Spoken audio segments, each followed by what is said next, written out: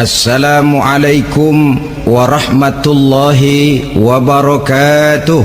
Waalaikumsalam warahmatullahi wabarakatuh. Alhamdulillah, wassalatu wassalamu ala sayyidina Rasulillah, sayyidina wa maulana Muhammad ibn Abdullah wa ala alihi wa sahbihi wa mawalah. La haula wa la quwwata illa billah, amma ba'du. Bapak-bapak, ibu-ibu, saudara-saudara kaum muslimin rahimakumullah,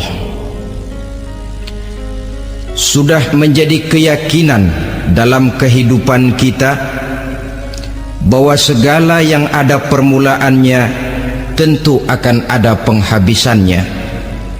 Setiap yang punya awal mesti akan punya akhir.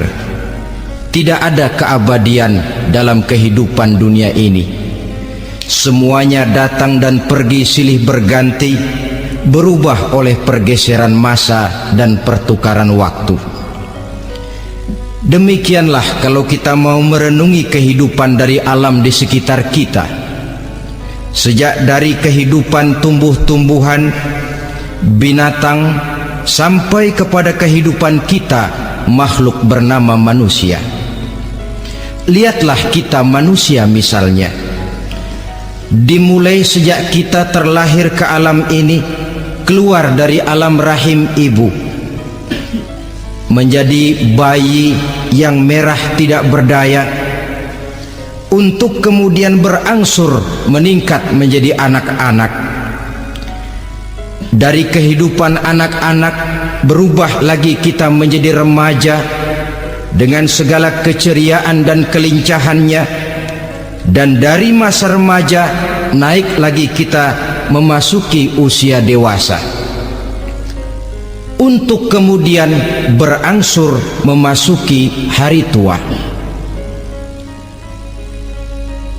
Lalu setelah kita memasuki hari tua, sehari, seminggu, sebulan, setahun, sampailah kita kepada batas waktu yang telah ditentukan oleh Allah, yang dinamakan ajal, dan bertemulah kita dengan yang disebut maut. Ini merupakan kepastian dalam kehidupan. Kalau saja kita mau merenung perubahan-perubahan yang terjadi pada diri kita, seharusnya membuat kita insaf dan sadar. Di kala remaja kita begitu lincah, punya rambut yang hitam ikal berderai, punya lesung di pipit, punya senyum yang indah menawan setiap orang yang melihat, punya kulit yang kencang dan bersih. Manakala kita memasuki hari tua, perubahan frontal pun terjadi. Kulit mulai jadi keriput, rambut yang tadinya hitam ikal berderai mulai memutih, nikmat berkurang, gigi yang tadinya utuh dan sanggup mengunyah apa saja, satu demi satu permisi meninggalkan kita. Sangat boleh jadi dikala remaja kita senyum semua orang terpikat, dikala hari tua dengan kulit yang keriput dan gigi yang tidak ada lagi, manakala kita senyum mungkin orang bakal lari dari sekitar kita. Kemana keindahan yang tadinya begitu menawan? Kemana senyum lesung pipit yang tadinya menarik perhatian orang? Pergi meninggalkan kita, berubah oleh pergeseran masa dan pertukaran waktu.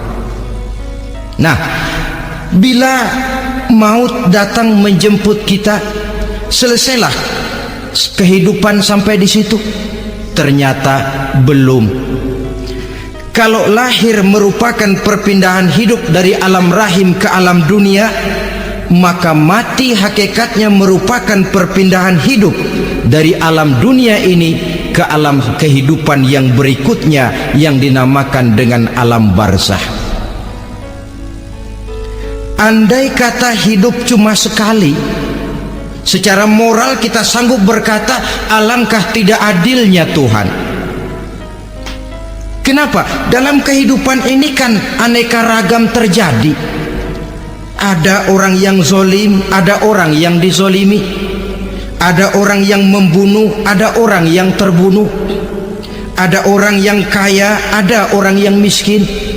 Ada orang yang jujur, ada orang yang menghalalkan segala cara. Sehingga banyak ketidakadilan yang terlepas daripada pengadilan dunia. Lalu orang pun bilang, di dunia ini katanya banyak pengadilan tapi sulit keadilan. Di dunia ini mudah mencari pengadilan tapi sulit untuk mencari ketidakadilan. Andai kata hidup cuma sekali, tidak akan ada hidup sesudah hidup yang sekarang ini.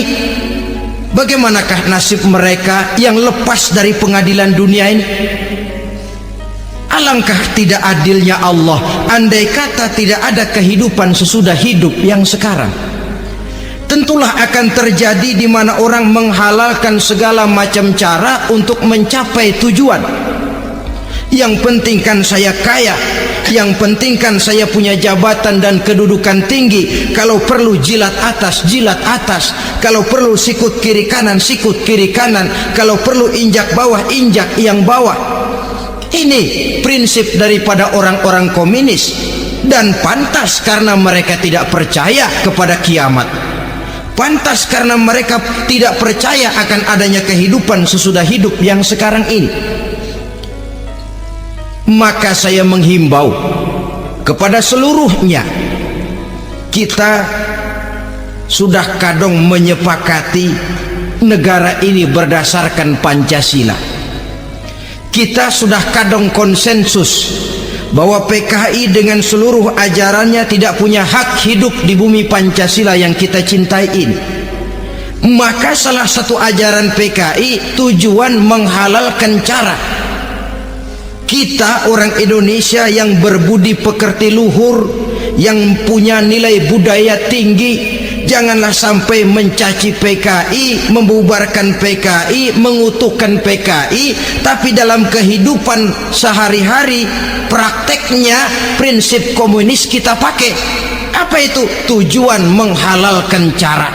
Asal sudah tujuan tercapai, cara apapun saja halal. Itu pandangan hidup orang yang tidak percaya kepada adanya hari akhirat. Sebagai muslim yang yakin akhirat ada, kiamat pasti akan datang. Hidup tidak cuma sekali. Maka kalau kita zalim, kalau kita berbuat aniaya, kalau kita melakukan korupsi, kalau kita merugikan orang lain, boleh jadi kita terlepas daripada pengadilan dunia. Tapi ingatlah, kita tidak akan pernah lepas dari pengadilan Allah, pengadilan Qadhi Rabbul Jalil, di mana kita akan diadili dengan seadil-adilnya, dan tidak satu perbuatan yang bersifat salah, yang bagaimanapun kecilnya, yang akan lepas dari pengadilan di akhirat itu nanti. Pantas saja kalau satu hari malaikat Jibril datang menasihati Rasulullah sallallahu alaihi wasallam, yang artinya juga menasihati kita semua. Apa kata malaikat Jibril kepada baginda Nabi? Ya Muhammad, ish ma syi'ta fa innaka mayyitun. Hai Muhammad, hiduplah semau kamu, tapi jangan lupa kamu pasti akan mati. Kalau memang dilarang tidak terlarang, dicegah tidak tercegah, kamu mau melaksanakan hidup menurut maumu sendiri, persilahkan, hiduplah menurut mau dan gayamu. Tapi jangan lupa, fa innaka mayyitun, satu saat kau pasti bakal mati. Dan mati itu bukan akhir dari segalanya, dia babak baru bagi kehidupan selanjutnya. Silahkan hidup menurut maumu, tapi jangan lupa kau pasti akan mati. Wa'mal ma syi'ta fa innaka majziyun bih. Kerjakan apa saja yang kamu mau. Kalau kau mau menghalalkan segala macam cara, persilahkan halalkan segala macam cara. tapi jangan lupa kau akan mendapat balasan dari seluruh amal perbuatanmu. Wa ahbib ma syi'ta fa innaka mufariquhu, dan cintailah apa saja yang mau kau cintai. Kau cintai anak istrimu, silahkan. Kau cintai harta bendamu, tafadhal. Kau cintai tanah airmu, kau cintai pangkat dan jabatanmu, persilahkan. Tapi jangan lupa, fa innaka mufariquhu, kau pasti akan berpisah dan akan meninggalkan segala yang kau cintai itu. Apa artinya ini buat kita? Ternyata sesudah maut datang menjemput kita, ada kehidupan sesudah hidup yang sekarang ini. Ini yang mendorong kita untuk dalam kehidupan di dunia ini tidak melakukan prinsip saenake dewe, semaunya sendiri saja, asal perut kenyang, asal pangkat tinggi, asal harta dapat. Masa bodoh dengan merugikan orang lain, masa bodoh dengan menipu orang lain. Iku jenenge saenake dewe. Muslim tidak diajarkan. Ingat manusia, setelah kau mati, setelah kiamat datang, kau akan dibangkitkan, kau akan dimintakan pertanggungan jawab tentang kehidupan yang sekarang ini. Saudara hadirin, oleh sebab itu kalau kita bicara soal kiamat, soal akhirat, ini memang masalah yang gaib, yang sepenuhnya tidak bisa dicernakan dengan kemampuan penalaran intelektual. Dasar di dalam membicarakan ini tidak lain adalah iman kita kepada Allah Subhanahu wa ta'ala. Bukan cuma zaman sekarang, dari zamannya Nabi, orang itu kalau sudah bicara kiamat, bicara akhirat, ada yang ragu-ragu, ada yang menolak sama sekali. Bukan dari zaman sekarang, dari zaman dulu. Pernah kok satu saat Rasulullah itu dakwah, menceritakan, saudara-saudara, akan terjadi kiamat di mana Allah akan membangkitkan manusia dari kuburnya untuk memintakan pertanggungan jawab. Ini dalam dakwahnya Nabi pidato macam itu. Apa reaksi orang? Yang beriman ya mantap, tapi yang tidak beriman, bajingan-bajingan Quraisy ini, mereka bertepuk tangan, mengejek, mencaci. Malahan ini yang luar biasa, ada dua orang kafir namanya Ubay bin Ka'ab dan Al-As bin Wa'il. Mendengar pidato macam ini, mereka buru-buru pulang ke rumah. Ngapain? Ngambil pacul. Lalu berangkat nyari kuburan tua. Dia gali itu kuburan, tulang-tulangnya diangkut, dibawa ke depan Nabi. Ya Muhammad, tulang-tulang yang udah hancur begini, siapa yang bisa ngidupin lagi? Yang macam-macam aja kamu Muhammad, nggak rasional, nggak masuk akal. Allah menjawab. Apa kata Allah? Wa daraba lana mathalan wa nasiya khalqah qala man yuhyil 'izama wa hiya ramim qul yuhyiha alladhi ansha'aha awwala marrah wa huwa bikulli khalqin alim.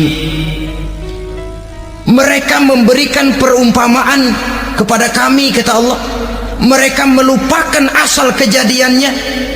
Mereka bertanya, siapa yang sanggup menghidupkan tulang belulang yang sudah hancur kayak begini? Qul yuhyiha alladhi ansha'aha awwala marrah. Katakan kepada mereka Muhammad, yang akan menghidupkannya adalah Dia yang telah menciptakannya pertama kali dulu. Kalau Dia sanggup menciptakan, Dia tentu lebih sanggup lagi untuk mengembalikan reproduksi ciptaan itu sebagaimana semula. Yang paling kasihan yang ragu-ragu, akhirat itu ada apa enggak sih? Kiamat itu ada apa enggak sih? Lantaran ragu-ragu, terombang-ambing dia antara harapan dan putus asa, antara kenyataan dan idealisme. ada yang buta sama sekali 100% terhadap keadaan-keadaan sesudah mati. Perhatian mereka hanya tercurah kepada kehidupan sebelum mati. Yang mereka perhatikan siang dan malam tidak lebih daripada urusan perut. Pergi pagi pulang sore, peras keringat, banting tulang. Cuma soal makan, soal minum, soal pakaian, soal kendaraan, soal rumah tangga, soal anak, soal istri. Yang mereka pentingkan hanya soal-soal politik misalnya, ekonomi, pembangunan dan industri. Untuk soal-soal kayak begitu giat betul, habis seluruh waktu untuk memikirkan meningkatkan kebudayaan, politik, sosial, ekonomi. Kadang-kadang kurang tidur, kurang istirahat, berkeliaran ke sana kemari ke tempat yang jauh-jauh, sampai-sampai kadang-kadang terkena stres, penyakit darah tinggi, ginjal, lever, untuk memikirkan hal-hal yang semata-mata karena dunia saja.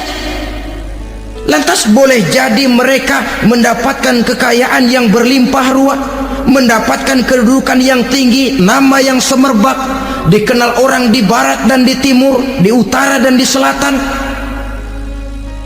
Tetapi alangkah kecewanya mereka jikalau datang ajal menjemput nyawa, mati mereka meninggalkan harta yang banyak, nama yang masyhur.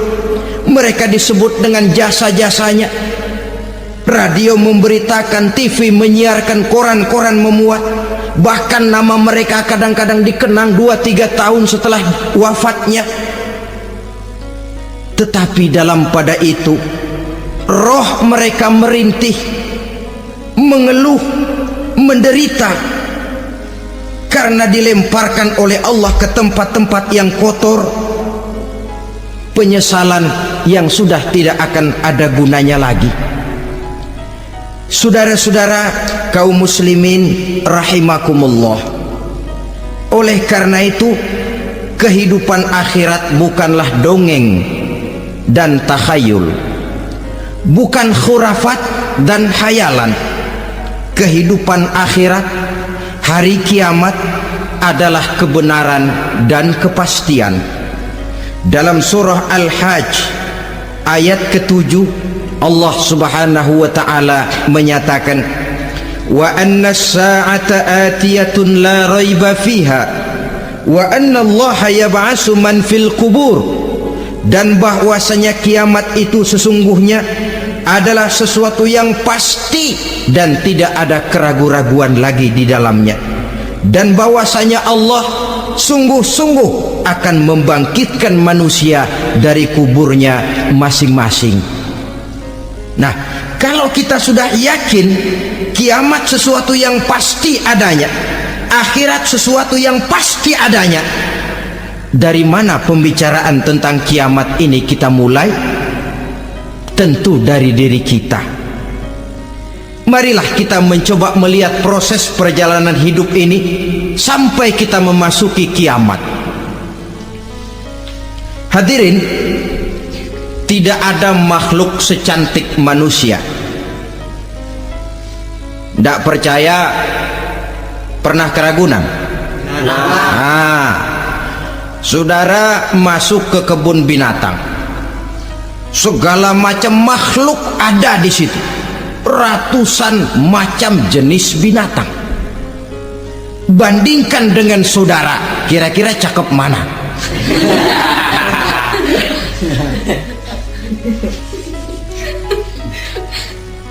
Dari seluruh makhluk yang diciptakan Allah itu, manusia fi ahsani taqwim, dalam bentuk yang paling sempurna, sejak susunan biologis sampai kemampuan berpikir. Biologis kita ya Allah, diciptakan kita begini rupa, diberikan 2 kaki untuk berjalan, 2 tangan untuk bekerja, diberikan 2 mata, dua-duanya di depan. Pernah saudara mikir kalau mata kita yang satu di depan, yang satu di belakang? Rasanya nggak laku kacamata itu.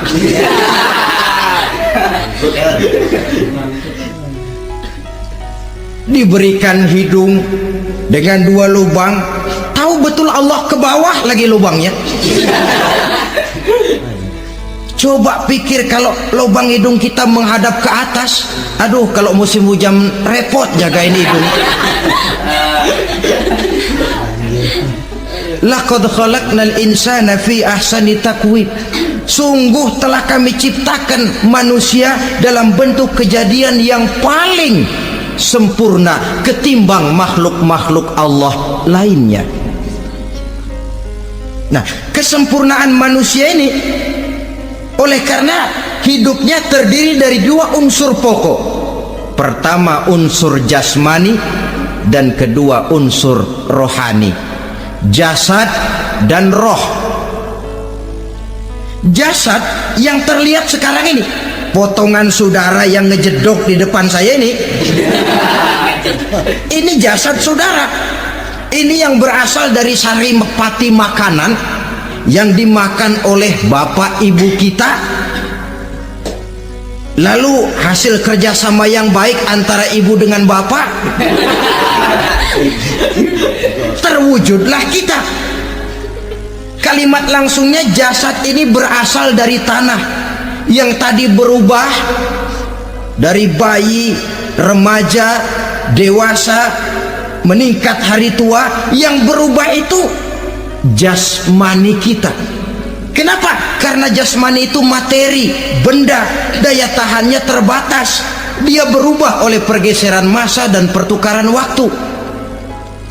Apa ada orang makin tua makin cakep? Jasmani oleh karena dia materi, dia berubah oleh pergeseran masa dan pertukaran waktu. Nah, yang menyebabkan jasmani itu bergerak karena ada roh di dalamnya.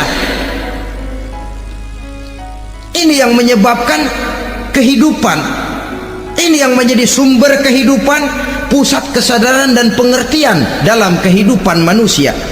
Tanpa roh dalam diri kita, maka jasad kita.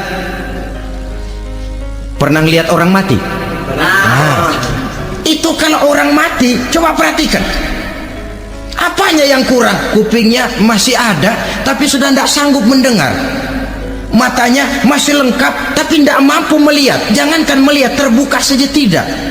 Mulutnya masih ada tapi sudah tidak bicara lagi. Telinganya cukup tapi sudah tidak sanggup mendengar.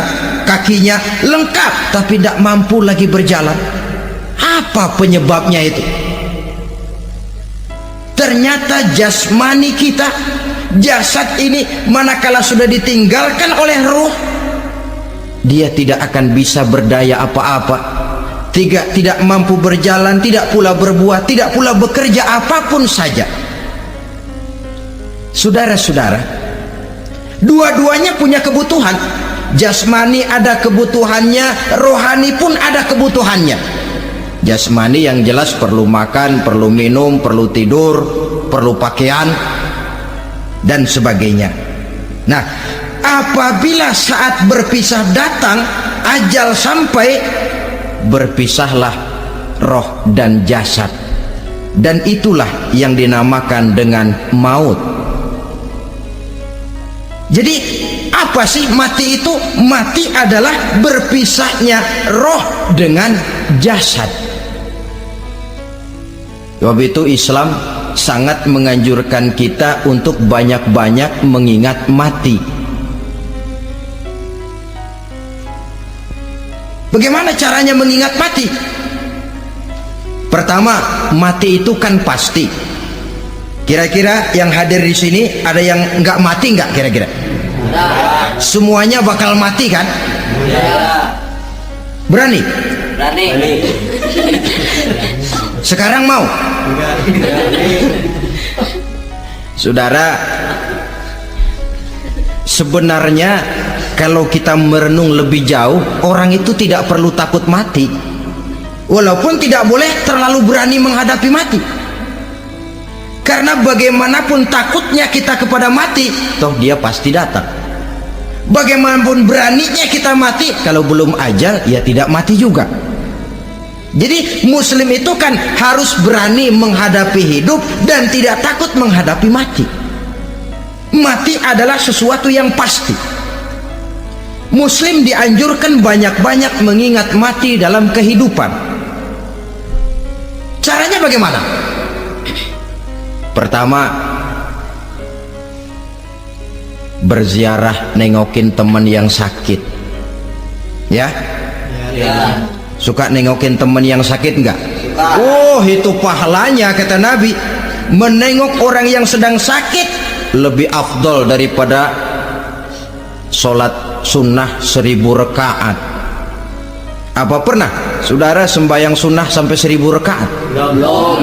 Nengokin orang sakit pahalanya lebih afdol daripada itu. Kenapa menengoki orang sakit mengingatkan kita kepada mati? Iya ya, ini teman saya yang kemarin segar banget, bercanda sama saya, ketawa sama-sama, sekarang terbaring tidak berdaya, hilang kemampuannya, hilang keceriaannya, sakit. Iya kalau sembuh, kalau ajal, iya sekarang giliran dia, kalau jatuh ke saya.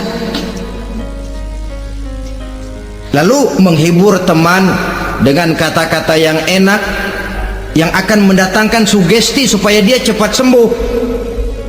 Jangan nengokin orang sakit, jujur, sakit apa lo? Perut. Emang teman gua kemarin sakit begini mati. Wah, itu orang bisa jadi shock lantaran etika kita tidak akan sampai ke sana. Menjenguk orang sakit akan mengingatkan kita kepada mati. Apalagi ziarah kubur. Ada yang orang tuanya sudah meninggal? Kalau ada, ya tidak bisa tiap hari, sekurang-kurangnya seminggu sekali, Jumat pagi misalnya, ziarah kita ke kubur. Sehingga kalau kita masuk kubur kan ada etikanya. Assalamualaikum ya ahlal kubur wa inna insyaallahu bikum lahikun. Hai penduduk kubur, keselamatan bagi kamu dan kami yang masih hidup sekarang ini insyaallah pasti bakal nyusul kamu.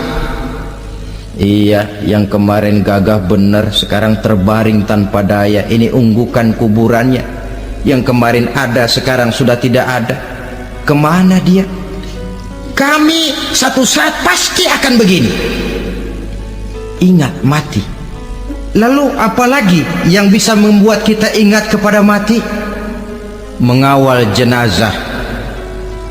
Bukankah sangat dianjurkan oleh agama? Bahkan kalau bisa sejak mengurusnya, memandikannya, mengkafankannya, menyolatkannya untuk kemudian mengantarnya ke kubur. Hari ini saya antar dia ke kubur, besok boleh jadi saya yang diantar orang. Hari ini saya solatkan dia, besok boleh jadi saya yang disolatkan orang. Hari ini saya masukkan dia ke liang lahat, besok mungkin giliran saya dimasukkan orang ke liang lahat. Ingat mati, tumbuh kesadaran.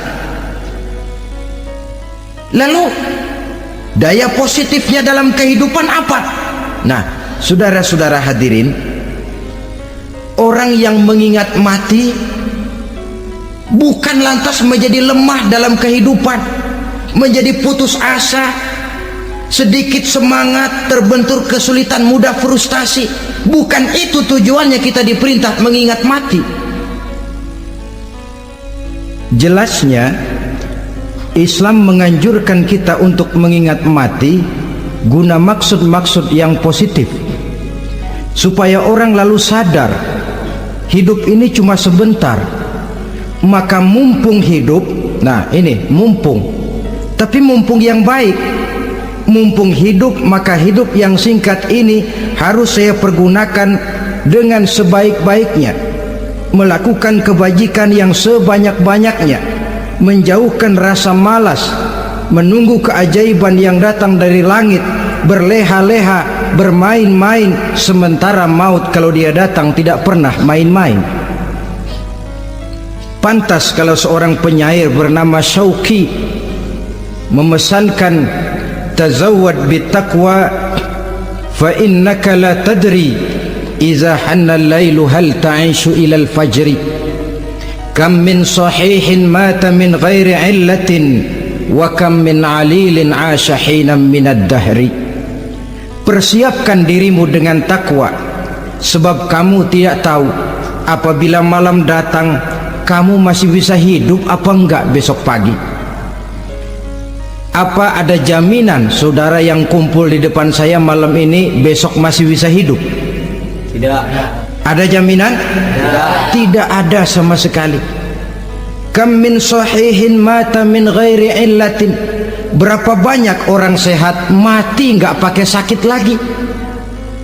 Sebabnya kadang-kadang ringan saja. Ada yang cuma jatuh di kamar mandi mati. Ada yang cuma ketiban pensil. Iya, kalau ketiban pensil 3 peti masa nggak mati. Ta'addadatil asbab wal mautu wahid. Sebabnya boleh jadi macam-macam, tapi mati satu juga, yaitu mati. Dia seperti kelapa yang terlalu tua jatuh ke bawah, yang kembang baru keluar pun jatuh ke bawah. Itulah mati. Dia datang menjemput yang bayi, dia datang mengambil yang anak-anak, dia datang juga kepada yang remaja, kepada yang dewasa, kepada yang tua sekalipun. Jangan yang remaja lalu berpikir, gua rasanya masih jauh banget mau mati. Ini sesuatu yang pasti yang kita tidak pernah diberitahu kapannya. Kalau dikasih tahu kapannya kan kita bisa, umpama malaikat maut datang ke rumah saya, saudara Zainuddin kau mati 80 tahun lagi. Wah, saya kan berhitung, masih lama, poya-poya aja dulu Tapi ini tidak pernah diberitahu kepada kita. Lantaran tidak diberitahu itulah kita perlu bersiap-siap dengan selalu mengingat-ingat mati yang mendorong kita untuk berbuat positif. Satu contoh peringatan mati yang mendatangkan positif pada peristiwa ketika turun perintah hijrah. Ketika di Mekah sudah terpepet turun perintah hijrah.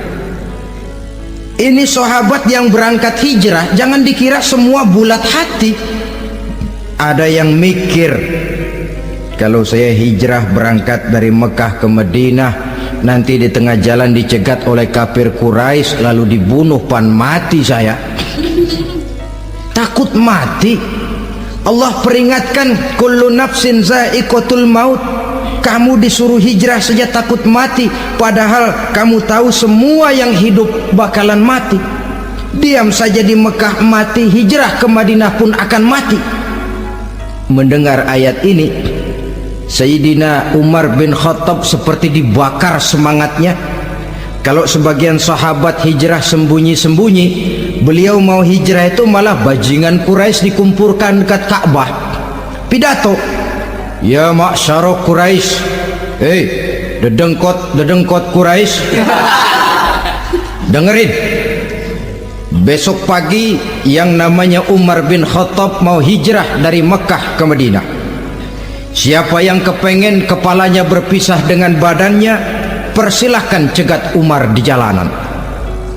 Besok dengan tenang dia berangkat hijrah, gak ada yang berani nyegat. Tuh Quraisy juga barangkali mikir, gue ngapain nyegat penyakit. Begitu ingat mati, timbul semangat juang, timbul semangat berbuat. Ini ingat mati yang positif, bukan yang melemahkan semangat. Dah jangan kerja rajin-rajin dah, lu bakalan mati. Ini ingat mati yang salah pasang. Ingat mati seharusnya mendorong manusia untuk berbuat lebih tekun. Allah memberikan peringatan, qul innal mauta allazi tafiruna minhu fa innahu mulaqikum. Katakan, maut yang kamu akan melarikan diri daripadanya, yang kamu takuti benar dia pasti akan datang menjemput kamu.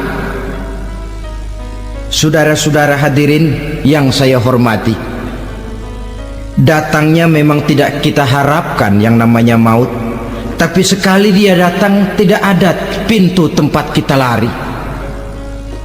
Dia memang tidak pernah kita undang, tapi sekali dia datang mengetok pintu, kekuatan apa yang bisa menolak? Dia sebuah tanda seru dalam kehidupan. Apa yang menyebabkan orang takut mati? Pertama, barangkali karena dia tidak tahu bagaimana kehidupan sesudah mati. Alam kubur gelap, alam akhirat gelap, sehingga dia bingung. Lantaran bingung lalu jadi takut. Yang kedua, boleh jadi oleh bayangan-bayangan dosa yang pernah dia kerjakan di dunia ini. Kerjanya cuma menumpuk dosa. Dia gembira, bahagia, tertawa di atas tumpukan dosanya, merasa segan berpisah dengan seluruh kehidupan ini, sehingga boleh jadi maut adalah sesuatu yang ditakutkannya benar dalam kehidupan. Tapi bagaimanapun takutnya, tidak ada tempat lari dari dia. Dalam ayat lain Allah jelaskan, ainama takunu yudrikumul mautu walau kuntum fi burujim musayyadah. Di mana saja kamu berada, dalam benteng yang paling tangguh sekalipun, maut pasti akan datang menjemput kamu. Nah, bagaimana caranya maut datang menjemput kita? Bila datang dia, sang malaikat pencabut nyawa, malaikat Israel namanya, hendak mengambil ruh kita.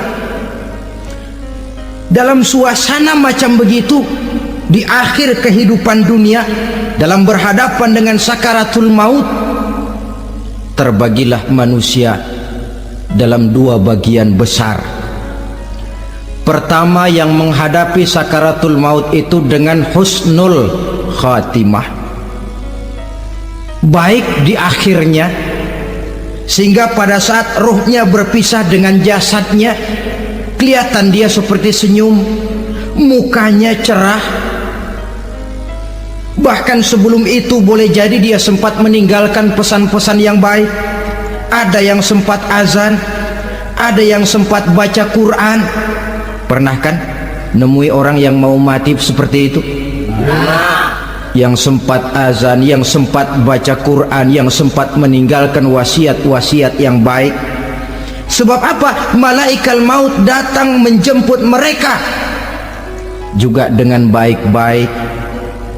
Dicabut ruhnya perlahan-lahan, tapi sungguh pun perlahan-lahan. Pedihnya, sakitnya tetap tiada tara. Rasulullah Sallallahu Alaihi Wasallam, dikala beliau hendak berhadapan dengan sakaratul maut, diceritakan mencelupkan tangannya ke dalam gelas berisi air, lalu mengusapkannya ke muka beliau seraya berdoa, ya Allah, mudahkan saya dalam menghadapi sekarat ini. Beliau juga yang mengatakan bahwa sakitnya sakaratul maut sama dengan 300 kali bacokan pedang. Sehingga kita diajarkan doa. Di antara doa selamat itu kan ada Allahumma hawwin alaina fi sakaratil maut. Ya Allah, mudahkan saya di dalam menghadapi sakaratul maut itu. Ketika ruh ini keluar dari jasad, mata masih mengikuti ruh itu, sehingga kadang-kadang ada yang matanya terbelalak dan tidak sempat ditutup, terbuka terus, mengikuti ruh itu keluar dari jasadnya. Adapun golongan kedua, manusia yang ketika berhadapan dengan sakaratul maut mendapatkan su'ul khatimah, jelek di penghabisannya. Sekaratnya sudah setengah mati, lalu jelek juga di akhirnya, mati dalam keadaan yang tidak baik, tidak terpuji. Ada yang lagi megang kartu, mati. Ada yang lagi di tempat ngadu ayam, mati. Ada yang lagi di tempat pelacuran, mati. ada yang lagi megang botol minuman keras, mati. Nih barangkali malaikat maut gemes banget nariknya, lu bajingan, lu tarik terus ya di kena lampu. Mati su'ul khatimah. Makanya bagus itu. Kadang-kadang di majelis-majelis taklim kan sering dibaca ya Allah biha, ya Allah biha, ya Allah bihusnil khatimah. Kan ada itu? Ada enggak? Saudara hadirin, mohon agar oleh Allah kita diberikan husnul khatimah, baik di saat ruh akan berpisah dengan jasad. Ini sesuatu yang pasti. Sang malaikat maut datang menjemput nyawa. Setelah ruh berpisah dari badan, maka tinggallah sang badan, ditangisi oleh semua yang kita tinggalkan, sehingga kepada putrinya Fatimah ketika malaikat maut datang hendak menjemput baginda Nabi, beliau berkata kepada anaknya, Fatimah, kamu tahu siapa yang datang? Saya tidak tahu Bapak. Yang datang hadimul lazat, itu dia yang menghancurkan seluruh kesenangan dunia.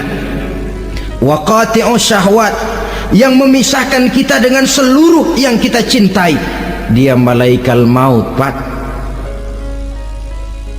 Manakala jasad sudah ditinggalkan oleh ruh, itulah yang dikerubungi orang. Anak menangis, istri menangis, orang tua bersedih, teman-teman merasa kehilangan, menangisi jasad. Diuruslah jasad kita, dimandikan sebagaimana mestinya, dikafankan dengan kain putih 3 lembar, itu yang hendak kita bawa kembali ke tempat asal kita. Pakaian sutra, jas yang mereknya Switzerland wool, kain yang Samarinda, sepatu yang Belly atau Beltoni, jam tangan yang Rolex, kendaraan yang serba mewah, tidak ada yang menyertai kita. Kain putih 3 lembar itu saja lagi. Demi setelah dikafankan, dibujurkan kita menghadap ke arah kiblat, orang banyak pun datang menyolatkan kita dengan 4 takbir, diiringi dengan doa, lalu upacara pelepasan. Berangkat kita meninggalkan anak, istri, suami, kampung halaman, tanah air, bahkan alam dunia ini. Selamat tinggal alam dan seluruh isinya. Tinggallah yang tinggal.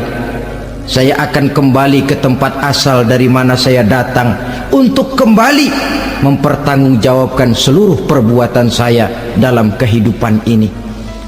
Manakala upacara pelepasan selesailah sudah, dimasukkan kita ke keranda jenazah, digotong orang, bismillah wa ala millati rasulillah, dibawa ke tempat peristirahatan terakhir katanya. Padahal dulu kalau mau kita istirahat, ke villa lah kita, ke Bali lah kita, ke Hong Kong lah kita, ke tempat-tempat tamasya yang indah. Oh, rupanya akan sampai juga perjalanan menuju tempat peristirahatan terakhir yang luasnya tidak akan lebih dari 2 kali 1 meter. Diusung orang kita, diantarkan orang banyak. Manakala sampai ke atas liang lahat, pengusung jenazah dibuka, diturunkan kita ke liang lahat, dibaringkan. Gumpalan tanah akan jadi bantal kita, muka dibuka, dihadapkan ke arah kiblat. Setelah itu ditutup tiang lahat kita, liang lahat kita dengan kayu. Masih belum kurang, diuruk dengan tanah. Yang menguruk orang-orang yang tadinya mencintai kita, menyayangi kita. Tapi ketika jasad sudah ditinggalkan ruh, habis rupanya cintanya. Coba jasad kalau sudah ditinggalkan ruh, 3 hari aja di rumah serem. Ya mayit, siapa yang betah nemenin mayit?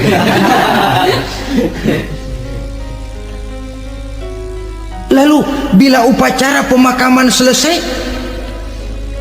maka berusahalah semuanya. Para pengantar akan kembali ke rumahnya masing-masing. Maka masuk kita ke alam kehidupan, yaitu yang disebut alam barzakh atau alam kubur. Apa selesai hidup sampai di situ? Tidak. Hanya beberapa langkah setelah yang mengantar kita pulang. Diriwayatkan dalam hadis Bukhari dan Muslim, bila seseorang sudah diletakkan di kuburnya lalu yang mengantar kembali pulang, maka roh si mayit akan dapat mendengar bunyi terompah orang yang pulang itu. Bunyi terompahnya terdengar. Datang dua malaikat menanyakan dia dengan pertanyaan-pertanyaan yang kalau bisa dijawab dengan betul, dua malaikat yang bernama Munkar Nakir akan bilang, jawabanmu betul, tenanglah kau di sini, naumatal arus, tidurlah kau di sini seperti tidurnya pengantin. Orang yang baik-baik di alam kuburnya akan mendapat nikmat kubur, sehingga masa penantian yang lama. Sebab jangan lupa, kita masuk ke kubur itu kan menunggu sampai datangnya hari kiamat. Jadi kalau kiamat umpama masih 1000 tahun lagi, ya 1000 tahun kita menunggu. Orang yang baik-baik penantian di alam kubur, kata malaikat, naumatal arus, tidurlah kamu seperti tidurnya pengantin. Bagaimana sih tidurnya pengantin? Nggak berasa. Iya, kata anak sekarang, endah aja udah. Begitu mendusin pagi, kata lakinya, malam sebentar bener ya Neng. Sebentar betul katanya malam. Ya tentu saja tidak terasa. Kenapa? Dia tidak pernah memikirkan waktu, terbawa oleh kenikmatan dan kelezatan yang dirasakannya dalam kehidupan. Tapi orang kafir, orang yang dosanya bertumpuk, tidak sanggup menjawab pertanyaan dua orang malaikat, maka dia akan mendapat azab di alam kuburnya terus menerus siang dan malam sampai datangnya hari kiamat. Ibarat maling ayam ketangkep, belum masuk pengadilan udah digebugin duluan. Kan begitu kan? Ada maling ayam nggak di sini? Itu yang nyaut tadi pengalaman itu. Di sidang belum divonis, belum digebugin babak belur. Saudara hadirin, maka alam kubur bisa merupakan raudhatun min riyadil jannah, taman di antara taman-taman surga, pun juga bisa merupakan hufratun min hufarin niran, menjadi liang daripada neraka. Ada lagi riwayat yang dari Imam Muslim yang diperoleh dari Zaid bin Sabit. Zaid bin Sabit cerita, satu hari kami bersama Rasulullah sallallahu alaihi wasallam berada dalam kebun kepunyaan Bani Najjar. Rasulullah sedang duduk di atas keledai. Tiba-tiba entah bagaimana itu keledai terkejut, kaget, berontak, hampir Rasulullah jatuh. Rasulullah kemudian bertanya, rupanya di kebun itu ada kuburan tua, 5 atau 4 kuburan. Rasulullah lalu bertanya, saudara-saudara ada yang tahu nggak ini kuburan siapa? Nggak ada ya Rasulullah. Memang kenapa? Ini penghuni kuburnya lagi disiksa oleh Allah. Andai kata boleh saya mohon kepada Allah supaya kamu dengar seperti yang saya dengar, andai kata saja kamu kuat mendengarnya, saya pasti akan berdoa. Tapi sayang, saya yakin kamu pasti tidak akan kuat mendengar mereka mendapat azab di kuburnya. Hadis sahih riwayat Imam Muslim dari Zaid bin Sabit. Kehidupan di alam barzah. Pak, iya kalau yang matinya dikuburin. Lah kalau yang matinya diceburin ke laut, dibakar, di medan perang hilang nggak ketahuan kemana jenazahnya. Saudara, hilang kek, dikubur kek, di dalam lautan direndam kek, itu kan cuma logika kita. Menurut Allah tidak ada perbedaan orang mati dikubur di dasar lautan atau dibakar sampai jadi abu atau gugur di medan perang tidak ketemu jenazahnya. Entah mereka tetap masuk ke alam barzah namanya. Jasad boleh hancur, tapi roh sebagai sumber kehidupan, pusat kesadaran dan pengertian, dia tetap ada, mengalami kebahagiaan dan kegembiraan atau mengalami kepedihan dan penderitaan, bergantung kepada amalan yang kita lakukan dalam kehidupan di dunia ini. Maka dalam Yasin tadi kan jelas, qul yuhyiha alladzi ansha'aha awwala marrah, yang menghidupkan mereka yang dikubur di dasar lautan, mereka yang dibakar sampai jadi abu, yang akan menghidupkan ialah Allah yang menciptakan mereka dulu pertama kalinya. Jadi kalau sudah ada aslinya, ya tentu tidak perlu contoh lagi, akan sangat mudah membuatnya. Orang tua kita, keluarga kita yang sudah berpulang, mereka di alam barzah sekarang ini bisa mendapat nikmat kubur, bisa mendapat azab kubur, bergantung amalan mereka dalam kehidupan di dunia ini. Dalam Musnad Imam Ahmad dan Sahih Abi Hatim malah ada tambahan riwayat, orang yang banyak kebajikannya di dunia, amalannya akan datang menemani dia. Sholatnya dekat kepalanya, puasa sebelah kanan, zakat sebelah kiri, menghibur dia. Malahan dikatakan berbentuk orang yang cantik menemani dia di alam kuburnya. Aneh, dia tanya, man anta lam ara fid dunya ajmal minka, siapa kamu? Di dunia ini belum pernah saya melihat orang secantik kamu. Dia jawab, ana amaluka soleh, saya adalah amalmu yang soleh yang kau kerjakan waktu di dunia. Saya sekarang diperintahkan untuk menemani kamu di sini. Alhamdulillah. Sedangkan amalnya yang jahat akan datang dalam bentuk yang menyeramkan menemani dia di sana. Bayangin deh, di kuburan ditemenin yang serem-serem. Sama juga di dunia. Di dunia kalau kita di tempat gelap ditemenin orang cakep, enak nggak? Enak. Wah, pengalaman. Tapi coba bayangin, sudah tempatnya gelap, yang nemenin jelek nggak ketulungan, gerah kita. Nah, saudara hadirin yang saya hormati, lalu bagaimana tempat arwah-arwah yang sudah kembali menghadap Allah yang disebut mustaqarrul arwah itu? Macam-macam tingkatannya sesuai dengan profesi dan amalannya waktu di dunia. Ada roh-roh itu yang setelah pisah dengan jasad, artinya mati, ditempatkan di tempat yang disebut a'la iliyin, tempat yang tertinggi. Siapa ini? Arwahnya para nabi dan para rasul.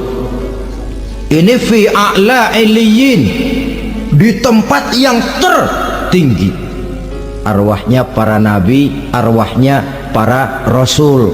Dan karena kita bukan nabi, bukan rasul, ya jangan mimpi dapat tempat fi a'la iliyin, kecuali kalau Allah menghendaki. Itu hak prerogatif Allah, tapi kan tidak adil kalau Allah melakukan itu. Ini kelompok roh-roh yang masuk golongan VIP. Wah, the first class. Para nabi, para rasul. Lalu ada pula roh-roh itu yang setelah pisah dengan jasadnya diumpamakan seperti burung-burung hijau yang berterbangan di perkebun-kebunan surga. Roh siapa mereka ini? Rohnya para syuhada, orang-orang yang mati syahid gugur membela agama. Nah, ini bedanya orang mati syahid dengan pahlawan, ya. Apa bedanya syuhada dengan pahlawan? Kalau syuhada, orang yang gugur membela agama, niatnya karena Allah, mati syahid. Kalau pahlawan, orang yang gugur membela negara, orang yang dianggap berjasa kepada pemerintah. Klimaksnya, kalau orang mati syahid jelas surga, tapi pahlawan belum tentu surga. Kenapa? Bergantung kepada negara macam apa yang dibelanya dan pemerintah model mana yang dibelanya. Di negara-negara komunis misalnya, banyak nggak pahlawan? Banyak. Dengan sekian tanda jasa yang mati di medan perang dan sebagainya. Kira-kira pahlawan komunis masuk surga enggak? Ya, kalau pahlawan komunis masuk surga, kita enggak kebagian kapling di surga barangkali. Inilah bedanya pahlawan dengan orang mati syahid. Kemudian ada pula roh itu yang tertahan di pintu surga. Tertahan di pintu surga. Ini seperti tadi, orang yang mati syahid tapi masih ada kaitan di dunia. Rasulullah pernah ditanya orang, ya Rasul, kalau saya maju ke medan perang bela agama, mati syahid, apa saya masuk surga? Iya, masuk surga. Kecuali kata Nabi, kalau masih punya utang. Nah, tertahan di pintu surga. Ada pula roh itu yang tertahan di alam kuburnya. Ini umumnya seperti tadi itu. Ada mempunyai dosa, mempunyai kesalahan, sehingga merasakan azab kubur. Ada juga roh itu yang tertahan di permukaan bumi. Mereka yang dalam hidup selalu menumpuk dosa-dosa yang besar, meninggal sebelum keburu untuk bertaubat. Saudara hadirin yang saya hormati, inilah yang kita khawatirkan. Sebab jikalau pada saat roh sudah datang, jikalau saatnya roh datang berpisah dengan jasad, menemukan sakaratul maut, saat itu taubat sudah tidak akan ada gunanya lagi. Masuk ke alam kubur, mendapat azab kubur sampai datangnya hari kiamat. Berapa lama di alam kubur ini? Menunggulah kita sampai datang saatnya kiamat. Nah, saudara-saudara, apa tanda-tanda hari kiamat? Kapan dia akan datang? Bagaimana hal ihwal manusia pada saat terjadi kiamat? Bagaimana alam ini? Bagaimana perhitungan di padang mahsyar? Insya Allah akan saya ungkapkan pada bagian kedua dari ceramah ini. Insya Allah kita akan lanjutkan pembicaraan ini sampai kepada terminal paling akhir, surga dan neraka. Inilah saja pertemuan kita pada kesempatan kali ini. Terima kasih banyak atas segala perhatian. Mohon maaf atas segala kekurangan. Wabillahi taufiq wal hidayah. Wassalamualaikum warahmatullahi wabarakatuh.